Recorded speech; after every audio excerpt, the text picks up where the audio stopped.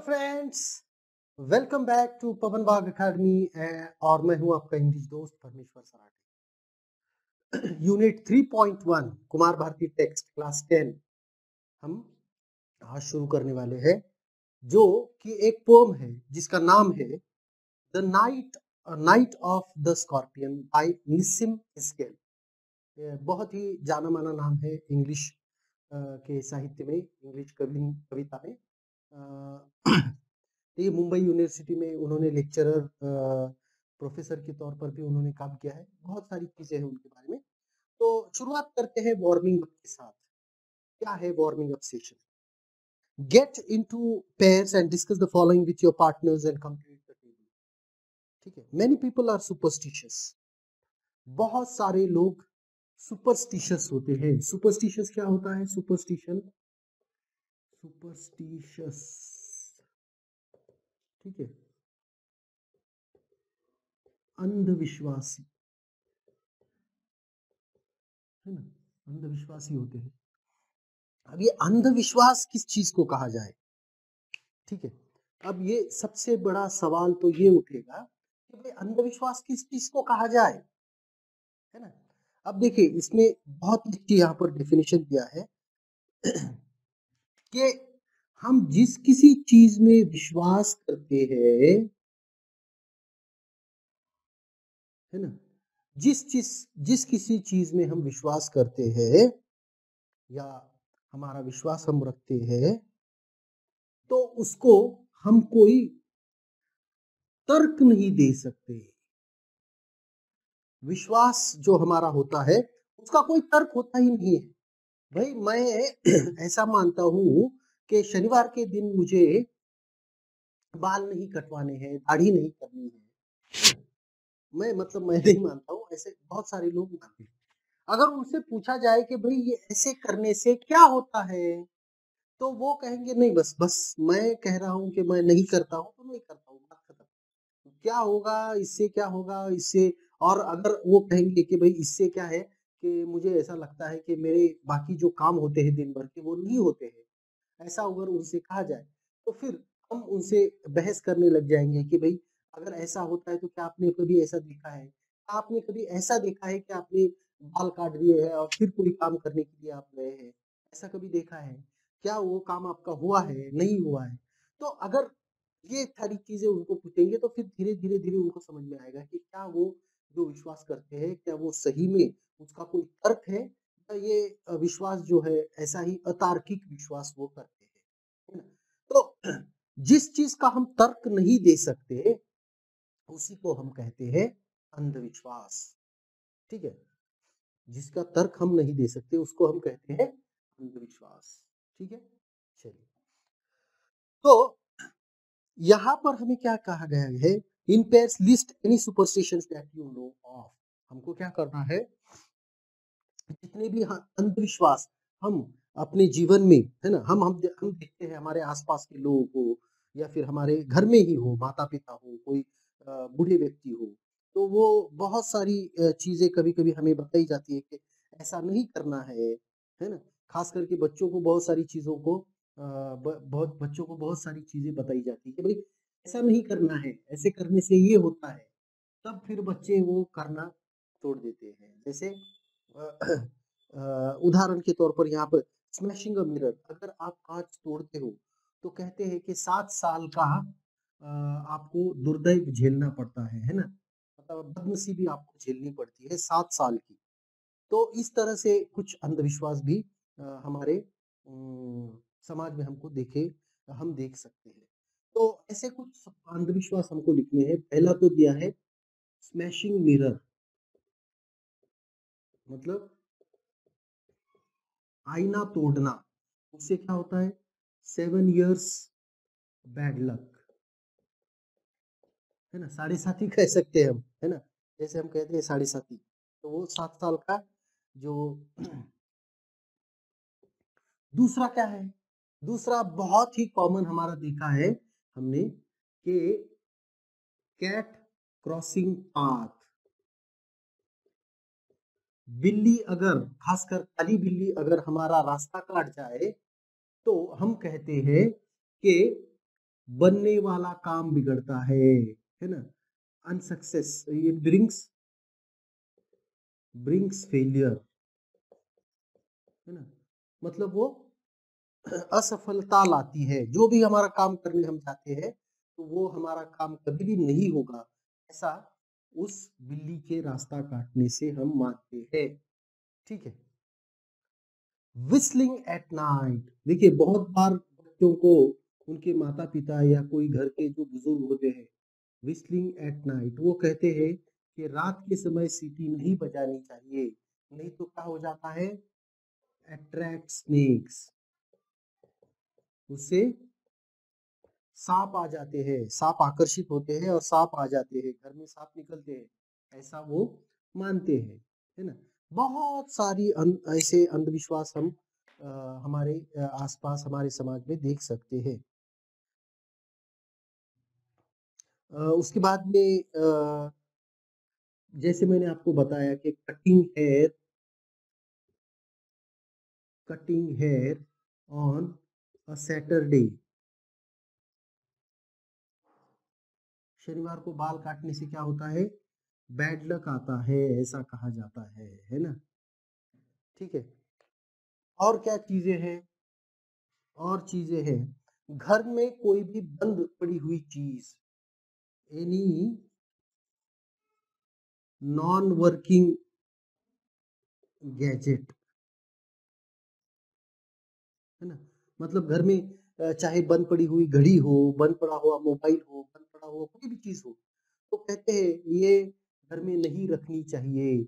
इससे क्या होता है, घर की जो प्रगति होती है, घर की जो विकास होता है वो रुक जाता है, ऐसा कहा जाता है ना। मतलब इससे क्या होता है, इट हर्डल्स और हिंडर्स प्रोग्रेस। ठीक है। हमारा जो घर का विकास होता है वो रुक जाता है, वो थम जाता है, ऐसी बात कही जाती है। चलिए, अब दूसरा जो सवाल है वो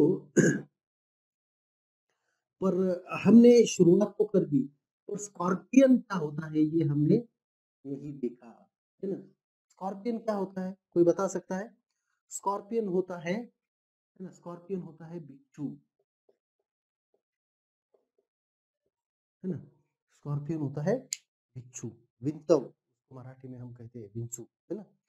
तो brainstorm what you know about scorpion, use the points given below. देखो, बिच्छुओं के बारे में हमें क्या पता है या फिर हमें क्या ढूंढना है, इसके बारे में हमें यहाँ पर जानकारी दी गई है। स्कॉर्पियंस, है ना, स्कॉर्पियंस, सबसे पहले एनी इंफॉर्मेशन अबाउट देम, उनके बारे में हमारे पास क्या जानकारी है कि बिच्छू काटता है ना, इट स्टिंग्स, वो दंश करता है।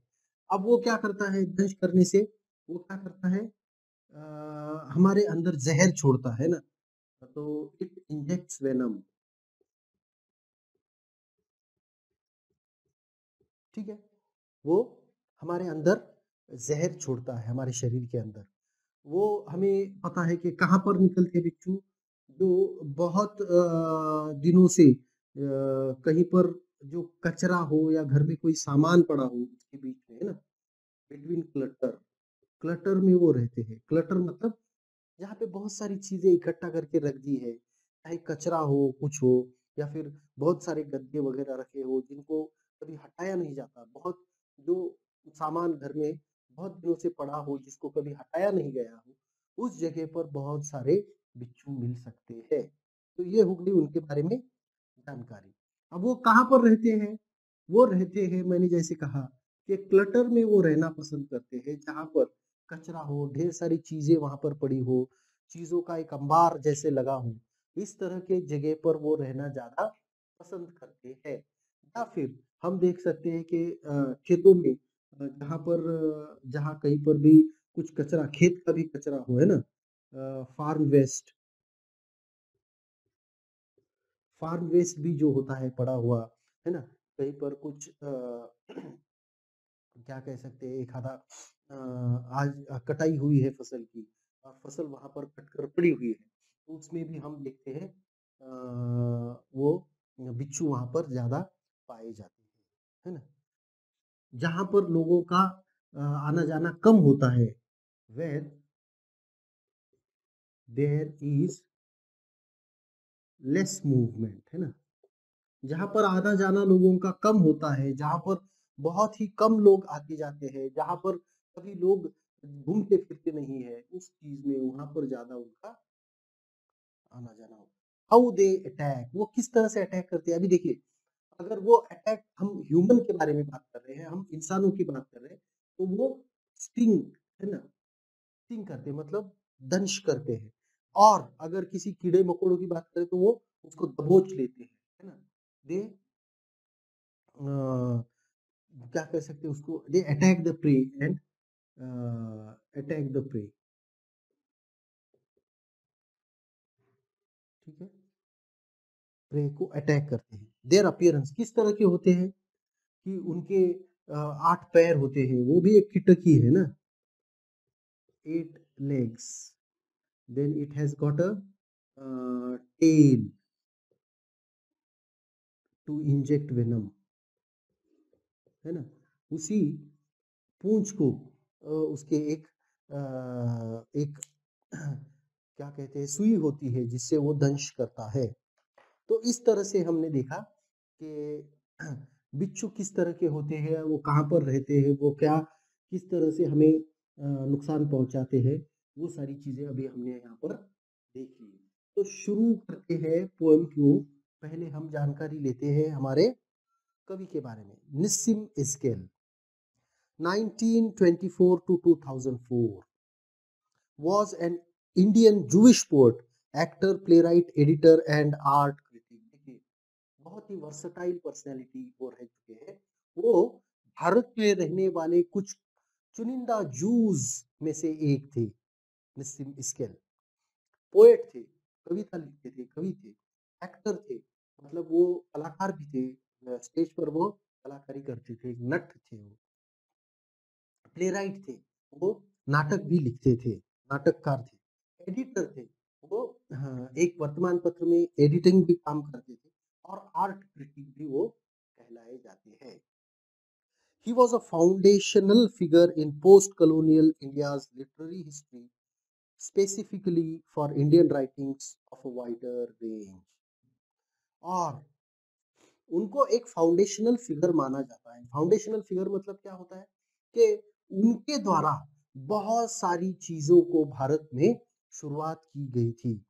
पोस्ट कॉलोनियल मतलब भारत स्वतंत्र होने के बाद का जो समय है, उस समय में वो एक प्रमुख साहित्यकार माने जाते थे, और उन्हीं की वजह से बहुत सारी भारतीय भाषाओं में जो लिखान हुआ है या लेखन हुआ है, या फिर इंग्लिश में भी बहुत सारे लेखकों ने जो कुछ भी इंडिया में या भारत में लिखा है, उसकी शुरुआत उन्होंने की है, ऐसा हम कह सकते हैं। The poet depicts the selfless love of a mother who is stung by a scorpion।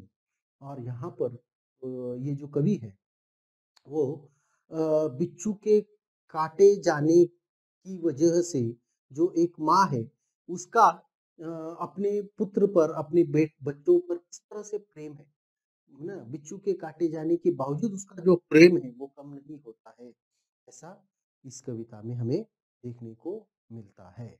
चलिए, तो ये कविता मैं एक बार पूरी तरह से पढ़ लेता हूँ, और पढ़ने के बाद फिर एक एक लाइन को मैं आपको समझाने की कोशिश करता हूँ। चलिए आगे बढ़ते हैं। I remember the night my mother was stung by a scorpion. 10 hours of steady rain had driven him to crawl beneath a sack of rice. Panting with his poison, parting with his poison, flash of diabolic tail in the dark room, he raised the rain again. The peasants came like swarms of flies and buzzed the name of God 100 times to paralyze the evil one. With candles and with lanterns, throwing giant scorpion shadows on the mud-baked walls, they searched for him. He was not found. They clicked their tongues With every movement that the scorpion made, his poison moved in mother's blood, they said. May he sit still, they said. May the sins of your previous birth be burned away tonight, they said. May your sufferings decrease, the misfortunes of your next birth, they said. May the sum of all evil, balanced in this unreal world, against the sum of good, become diminished by your pains. May the poison purify your flesh or desire and your spirit of ambition. Of, they said, and they sat around on the floor with my mother in the center, the peace of understanding on each face. More candles, more lanterns, more neighbors, more insects, and the endless rain. My mother twisted through and through, groaning on a mat. My father, skeptic, rationalist, trying every curse and blessing, powder, mixture, herb, and hybrid. He even poured a little paraffin upon the bitten toe and put a match to it. I watched the flame feeding on my mother. I watched the holy man perform his rites to tame the poison with an incantation.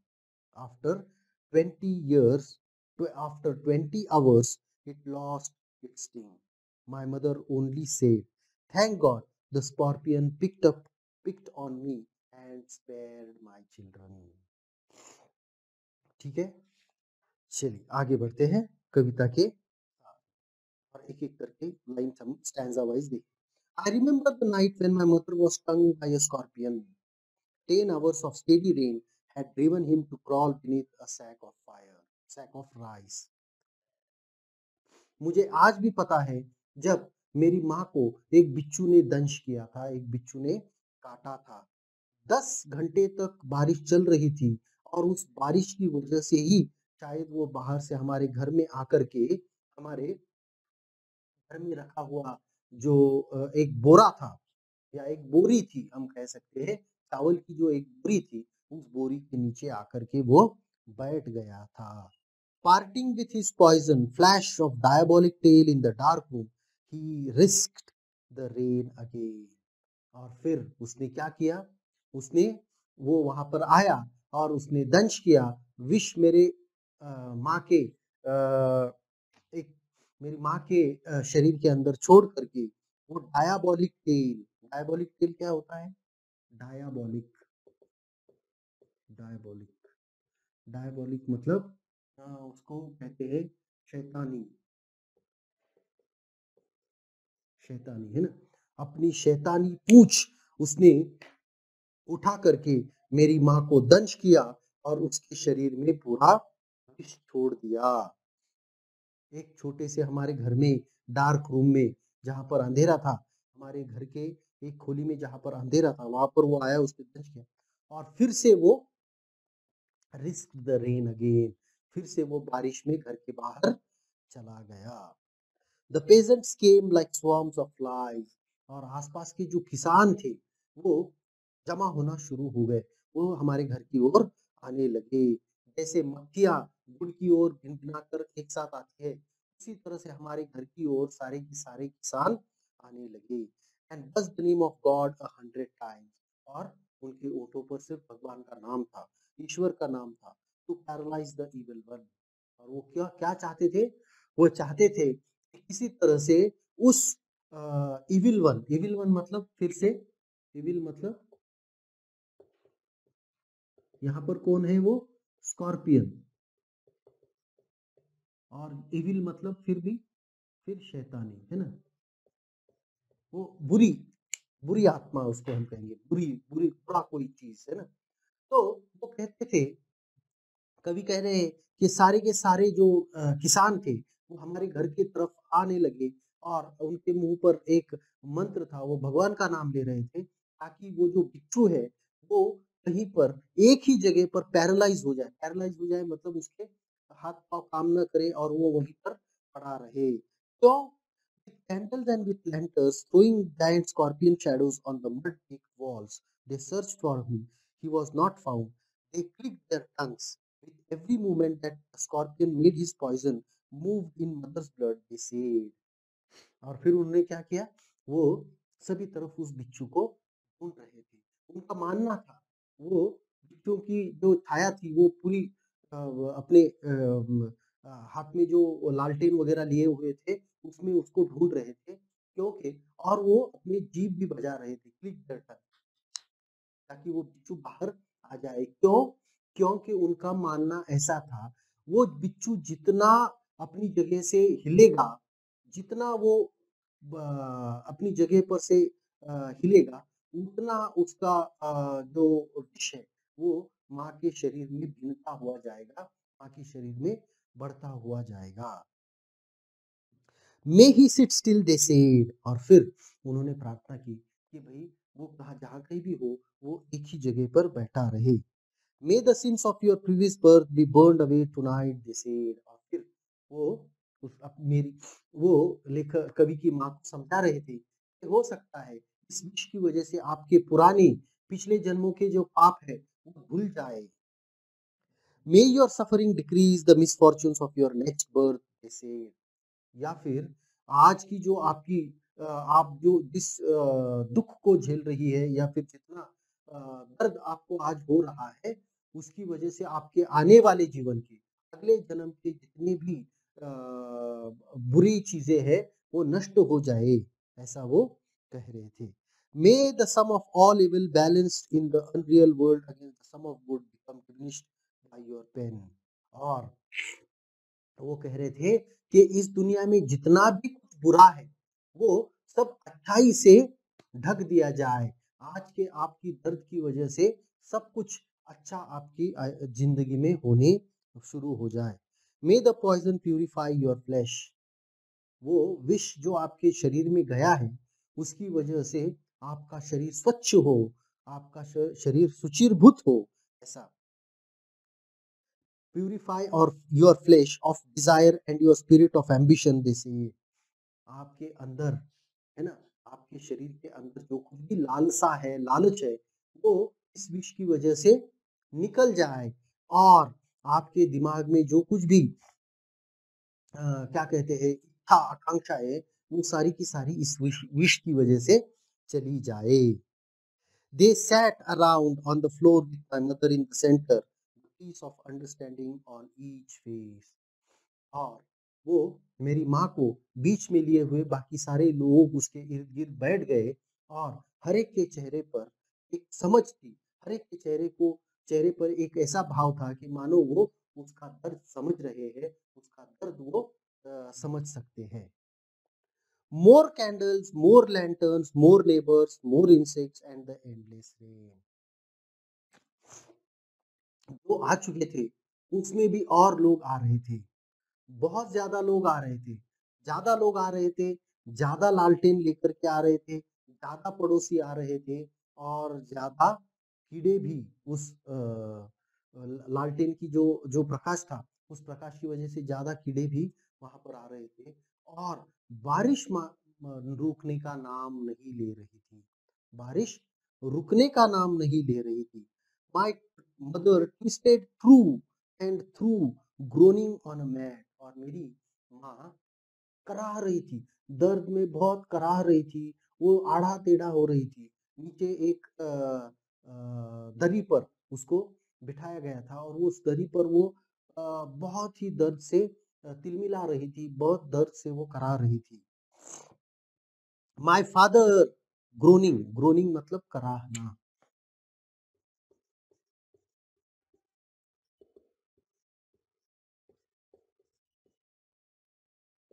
है ना। My father, skeptic, rationalist, trying every curse and blessing. मेरे पिता जो कि इस इस चीजों में, है ना, स्केप्टिक, स्केप्टिक का क्या मतलब होता है? स्केप्टिक का मतलब होता है कि अ, जल्दी से विश्वास न करने वाला, है ना, जो किसी भी चीज पर जल्दी से विश्वास नहीं रखता है। एक रैशनलिस्ट, रैशनलिस्ट मतलब रैशनलिस्ट मतलब एक तार्किक व्यक्ति थे, है ना। मेरे पिताजी एक तार्किक व्यक्ति थे।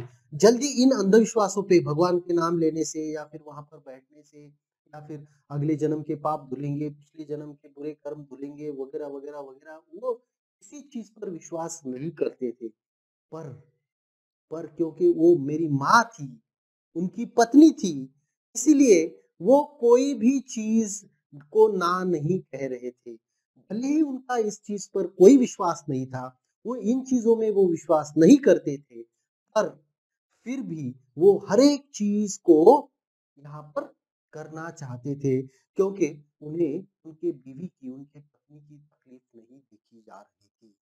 Powder mixture herb and hybrid, हर चीज, जो भी कोई कुछ लेकर आ रहा था, कोई भगवान का कुछ लेकर आ रहा था, कोई किसी क्या कहते हैं आयुर्वेदिक, मतलब वो पत्तियां लेकर आ रहा था, कोई कुछ लेकर आ रहा था, हर एक चीज को वो, भले ही उनका विश्वास नहीं था, पर हर एक चीज को वो वहां पर कर रहे थे, क्योंकि उन्हें उस तकलीफ से उनकी पत्नी को निकालना था, उनको वो तकलीफ उनको देखी नहीं जा रही थी।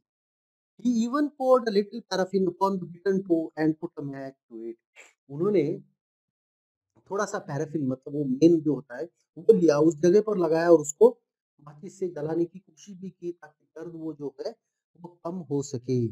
I watched the flame feeding on my mother, और मैंने देखा कि कैसे मेरी माँ के शरीर पर वो आग जल रही थी। I watched the holy man perform his rites to tame the poison with an incantation. और फिर वहाँ पर कोई साधु आए और उन्होंने कुछ मंत्र जाप किया, पर वो जो कुछ भी कर रहे थे, उस विष को, वो विष की जो उसका प्रभाव है, उसको कम करने की वो कोशिश कर रहे थे। ऐसा वहाँ पर हो रहा था सब कुछ। After 20 hours it lost its sting, और आखिर 20 घंटे बीतने के बाद उनका दर्द कम हुआ। ठीक है? उनकी माँ का दर्द कब कम हुआ? 20 घंटे बीतने के बाद। My mother only said, "Thank God the scorpion picked on me and my and spared my children." और दर्द से उठने के बाद, दर्द से निजात पाने के बाद, दर्द से ठीक होने के बाद, उनकी माँ ने सिर्फ एक ही वाक्य कहा, और वो वाक्य कहा है, क्या कहा? कि भगवान का लाख लाख शुक्र है कि वो जो बिच्छू था उसने मुझे दंश किया था, मेरे बच्चों को छोड़ दिया था, मेरे बच्चे को नहीं किया था। तो देखिए, ये होती है माँ की ममता। माँ कह रही है कि भाई, दंश किया है, मुझे किया है, मेरे बच्चों को छोड़ दिया है, मेरे बच्चों को कुछ नहीं हुआ है, इसी बात की फिक्र उसे सताई जा रही थी कि कहीं मेरे बेटे को होता तो क्या होता, इतना दर्द मुझे होता, है ना। तो इस तरह से एक बहुत ही अच्छी माँ की ममता दिखाने वाली कविता है। भले उस चीज़ में सारी चीज़ें बताई गई है कि क्या हो रहा है, कैसे हुआ, कब हुआ, कितने लोग आए, उन्होंने क्या किया, सब बता रहे। आखिर में जाकर के उन्होंने बताया कि माँ की ममता क्या होती है। ठीक है? तो आशा करता हूँ ये वीडियो आपको पसंद आया होगा। अगर पसंद आया है तो उसको लाइक कीजिए, दोस्तों के साथ शेयर कीजिए, और पवन बाग अकेडमी को लाइक, सब्सक्राइब कीजिए, और ऐसे नए-नए videos. Thank you very much. Good bye.